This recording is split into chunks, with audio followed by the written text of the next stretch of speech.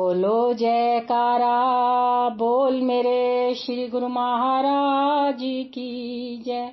बोलो सांचे दरबार की जय। बोलो श्री आनंदपुर वासी भगवान की जय। बोलो नंगली निवासी भगवान की जय। श्री सद्गुरुदेव जी महाराज श्री तृतीय पातशाही जी से मिलन। अध्यात्म पथ पर सृष्टि में आध्यात्मिक संबंध केवल तत्ववेता आत्मवेता ही जानते हैं। समय समय पर धुर का संदेश सुनाने, सत्य मार्ग का बोध कराने एवं परमात्मा से एकाकार का पथ सुझाने के लिए नित्य एवं निमित्त अवतार धरा पर आते हैं। ऐसी अवतारी विभूतियां जन्म से ही सर्वगुण संपन्न होती है। यहाँ धरती पर वे मानव रूप के आदर्श स्थापित करने हेतु कार्य करते हैं। ध्येय के पूरक आत्मनिष्ठ का संबंध पूर्ण कराने हेतु ऐसा दर्शाते हैं, मानो एक दूसरे को मिलने को आतुर हो। अंतर मन में खुशी अपूर्व दे रही मानो ये पैगाम, मिल गया अब असली ठिकाना, पाया दिल ने है विश्राम। सतगुरु दर्शन की जिज्ञासा दूज के चांद की भांति बड़ी, श्री दर्शन की प्रथम किरण से कायाकल्प हुआ उस घड़ी। सन 1942 में आप श्री दर्शन के लिए श्री आनंदपुर पधारे। आपके दिल में श्री सद्गुरुदेव जी महाराज श्री तीसरी पातशाही जी के श्री दर्शन की तीव्र उत्कंठा, अगाध प्रेम तथा हार्दिक अधीरता का सागर हिलोरे ले रहा था। श्री सद्गुरुदेव जी महाराज ने आपको निहारते ही पहचान लिया। अपने ध्येय के पूरक को पाकर हर्षित हो गए। आपकी हार्दिक तरंगों ने जैसे ही इष्ट देव प्यारे प्रीतम के श्री चरणों को छू लेने के लिए पग आगे बढ़ाया, एक झलक के पाते ही समुद्र ने तरंगों को त्रदूप बना लिया।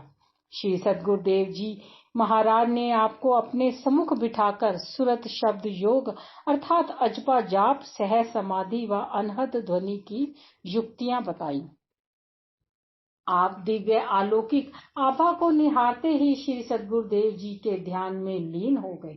आपने उस समय अमर ज्योति के प्रखर प्रकाश को समाहित कर आत्मानुभूति की। श्री सद्गुरुदेव जी महाराज ने गुरु दीक्षा में पूर्णता प्राप्त करने की रीति को पूर्ण किया, तो आपने योग्य एवं अधिकारी शिष्य के समान उसको ग्रहण किया।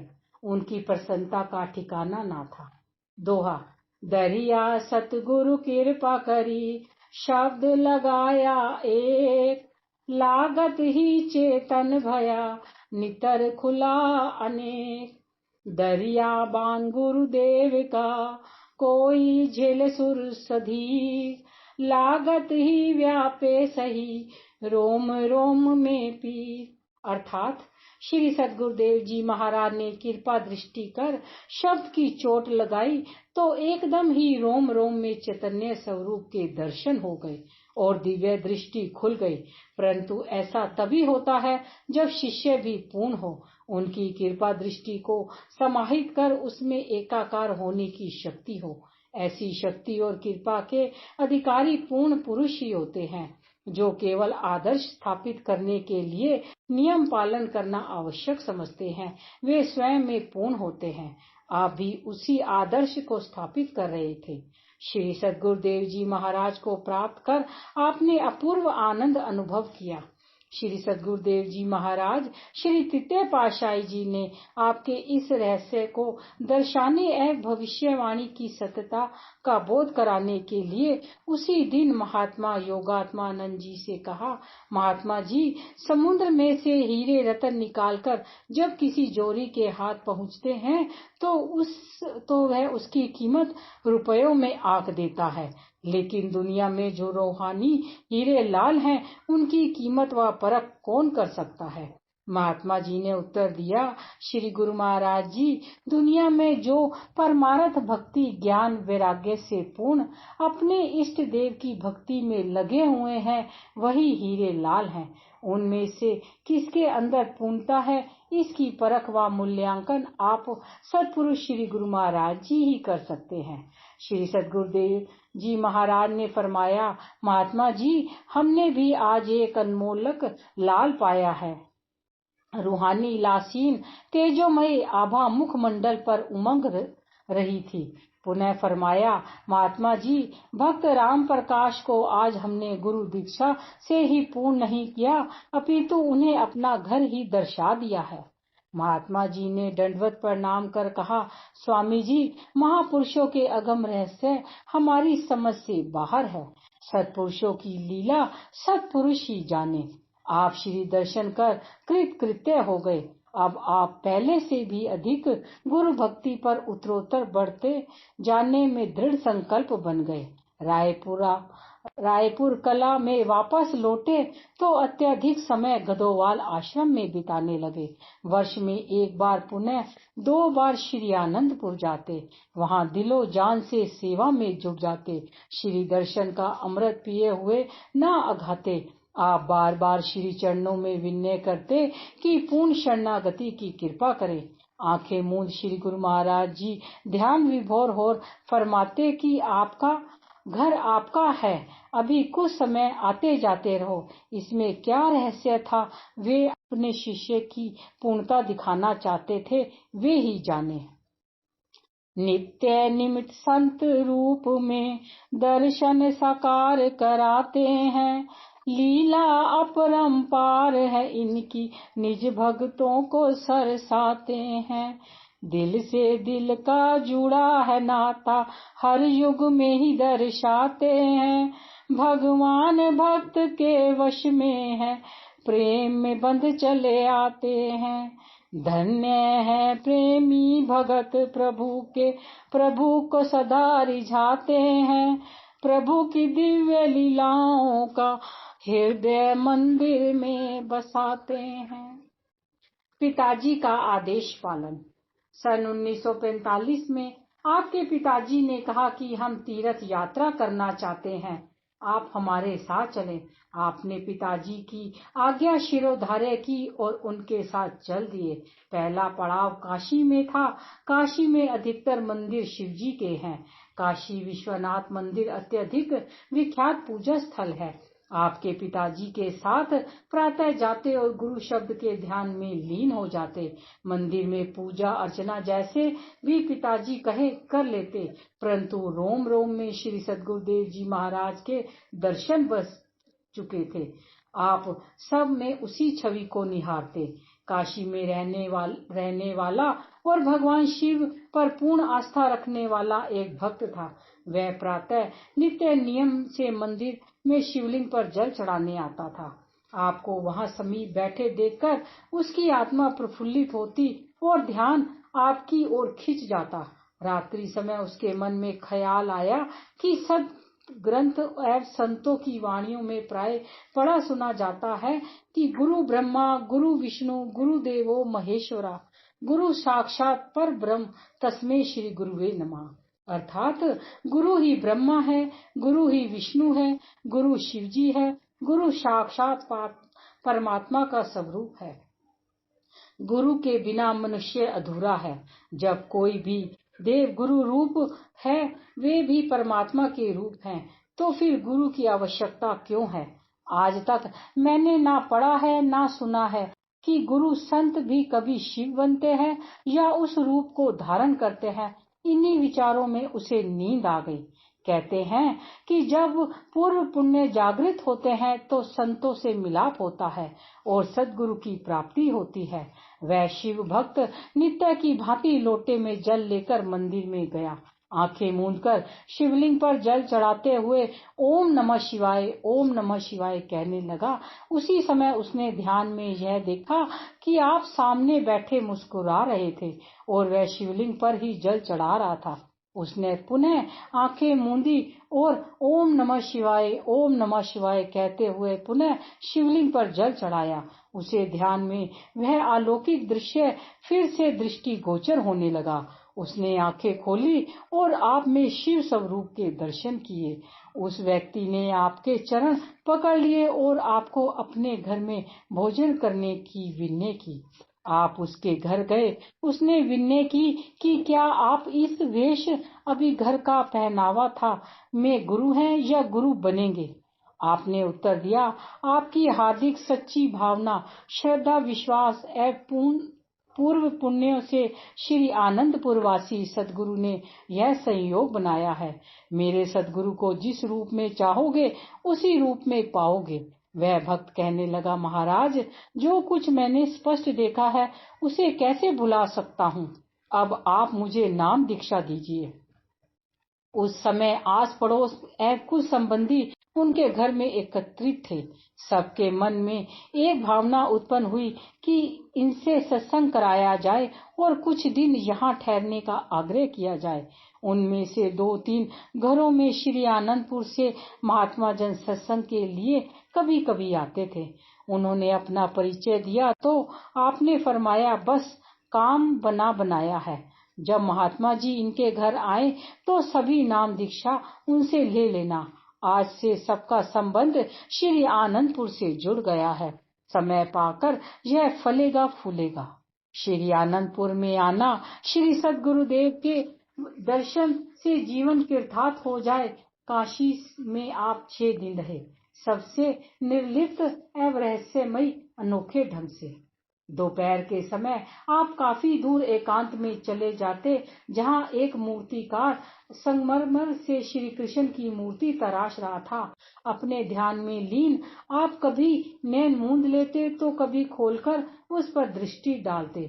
मूर्तिकार भी आपकी मनोहारी दिव्य छवि से अभिभूत हुआ, कभी आपकी ओर निहारता तो कभी मूर्ति बनाने में जुट जाता। अद्भुत अद्भुत, यह कोई देवी शक्ति प्रतीत होती है। इस कृष्ण मूर्ति में अपने आप सौंदर्य निखरता जा रहा है।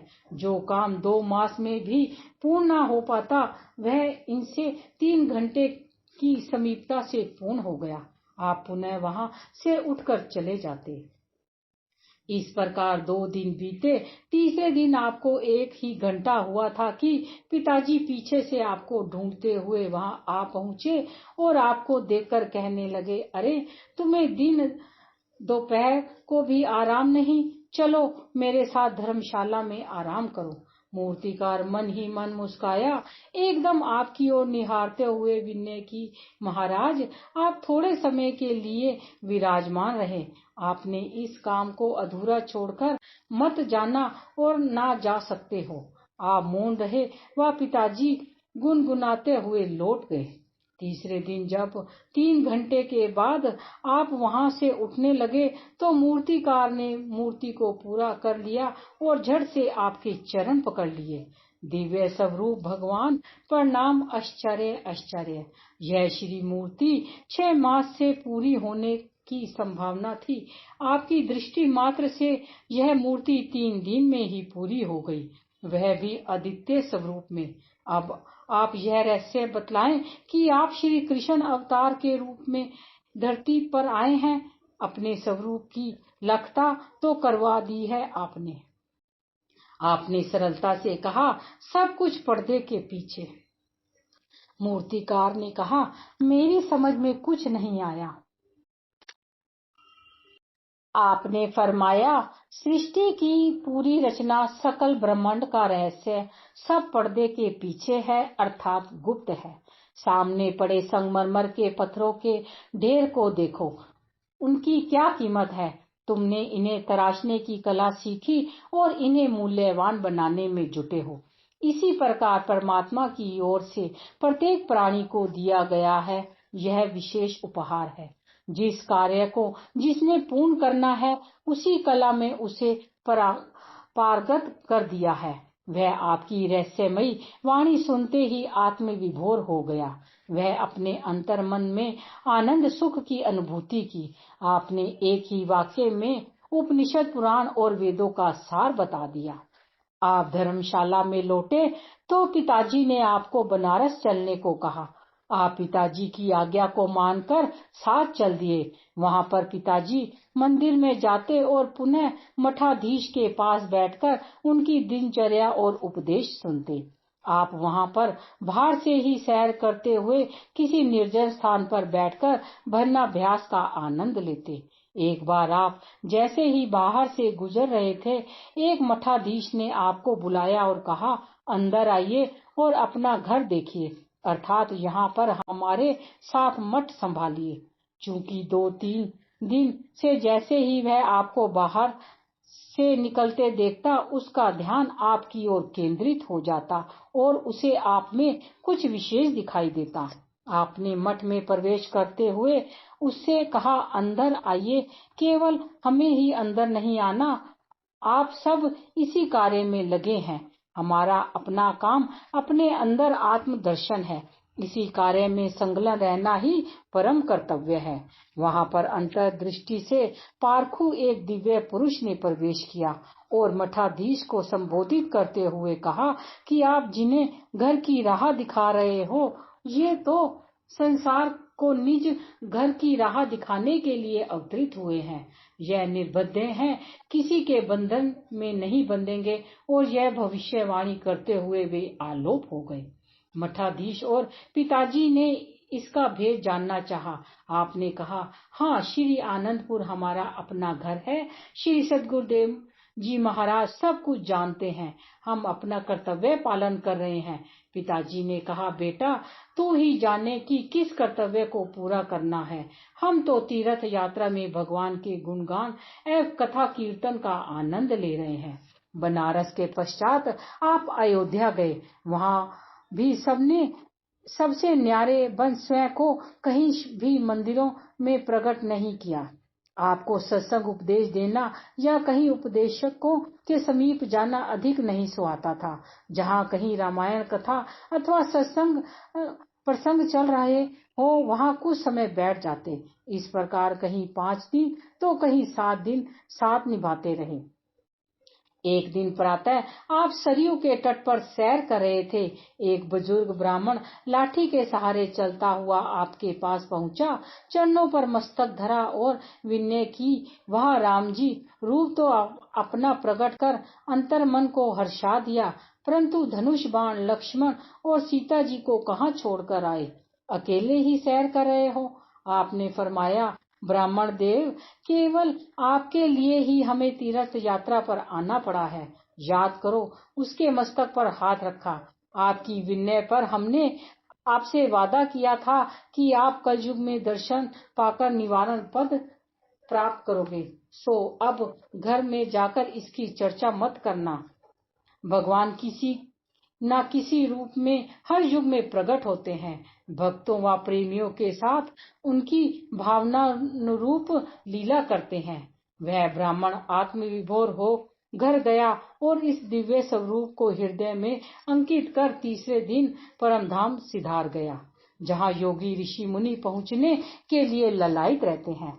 इसके पश्चात आप अभी लखनऊ पहुँचे ही थे कि आपने पिताजी से कहा कि हमारा दिल इन तीर्थों से भर गया है, अब हमारा श्री आनंदपुर जाने का मन है। आगे गया आदि कहीं भी जाने को मन नहीं है। अनमने मन से समय बिताना समय व्यर्थ करना है। आगे की यात्रा फिर कभी कर लेना। आप शीघ्र ही घर लौट चलो। श्री आनंदपुर की सेवा एवं श्री सद्गुरुदेव जी महाराज के श्री दर्शन की तड़प आपको विहल बनाए रखती थी। आप पिताजी को साथ लेकर लखनऊ से सीधा कलकत्ता में बड़े भाई साहिब के पास पहुंच आए। आपने उनसे पूछा कि यहाँ कोई पास में श्री आनंदपुर का सत्संग आश्रम है? हमें सत्संग के बिना कुछ नहीं सुहाता। ऐसा लगता है कि मानो हम अपनी किसी निजी पूंजी से वंचित हैं। अतः अब हम कुछ समय श्री आनंदपुर में जाकर श्री दर्शन व सेवा का लाभ प्राप्त करेंगे। आप श्री आनंदपुर से श्री दर्शन करके मियाँ मीरपुर लोहार छावनी में लौट आए।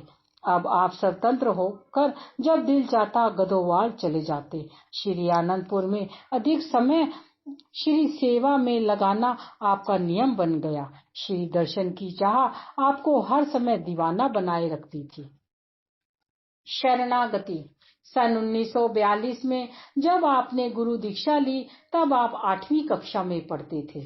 सेवा और भजन अभ्यास करने के साथ साथ आप श्री दर्शन के लिए प्रथम वर्ष में एक बार, पुनः 2 बार और मैट्रिक पास करने के पश्चात हर पर्व पर श्री आनंदपुर में आने लगे। आपने शिष्य रूप में पूर्णता का आभास इस प्रकार कराया कि दोहा, नौबत बाजे ज्ञान की, शून्य दुजा फहराए, गगन निशाना मारी के, पलटू जीते जाए। बख्तर पर ही प्रेम का घोड़ा है गुरु ज्ञान, पलटू सुरती कमान ले, जीती चले मैदान। सदगुरु से ज्ञान की प्राप्ति का अभ्यास के द्वारा सुरती को गगन में पहुंचा देने का कार्य जो कर लेता है, पलटू दास जी कहते हैं कि वही अपने जीवन की बाजी को जीत लेता है।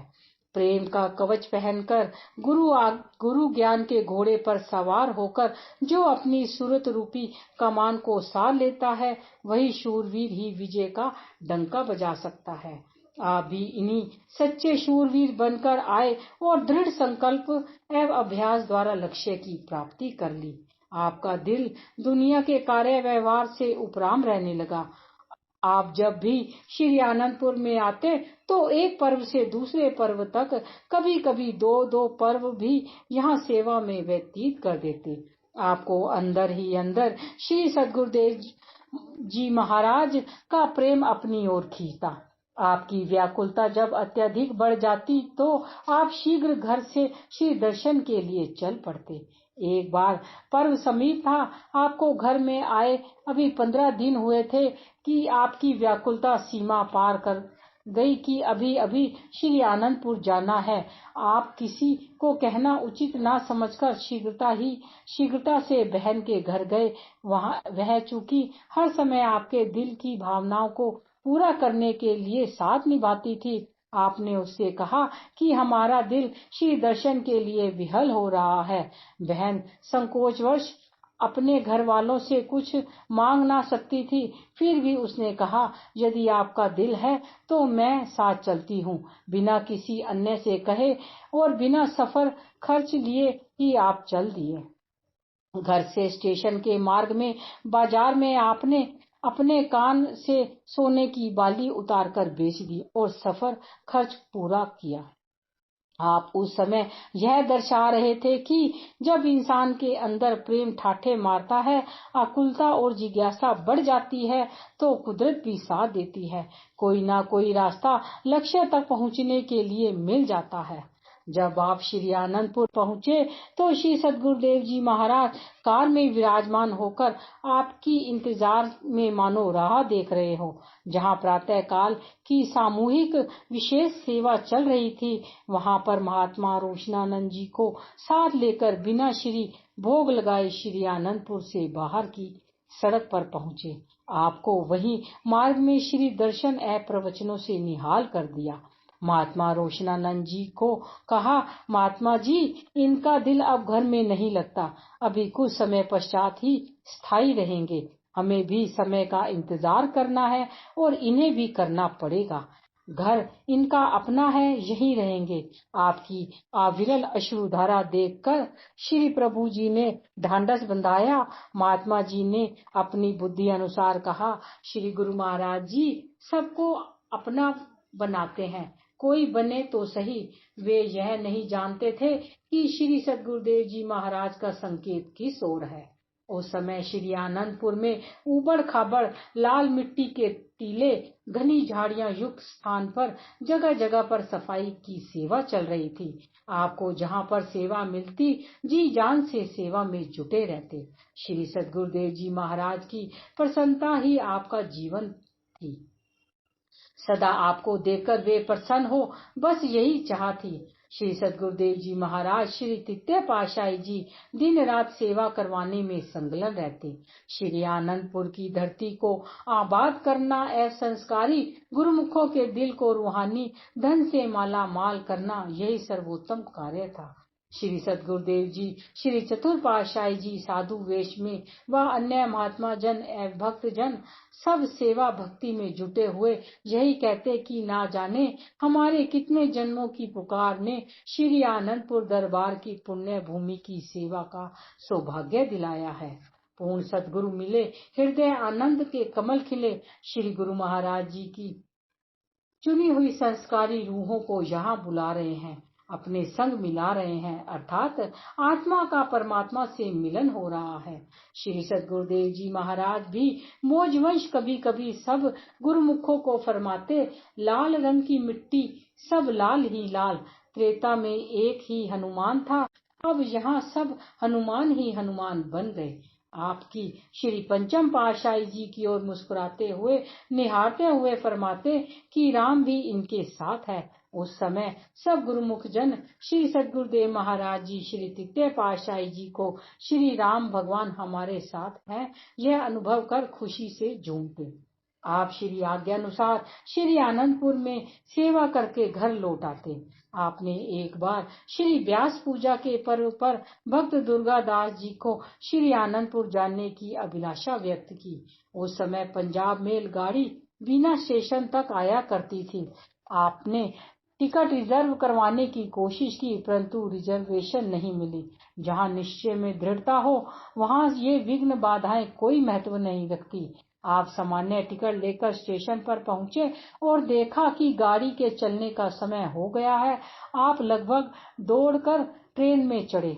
जल्दबाजी में भक्त दुर्गादास जी आपसे बिछुड़कर किसी अन्य बोगी में चढ़ गए। आप जिस बोगी में चढ़े वह सारा डिब्बा यात्रियों से खचाखच भरा हुआ था।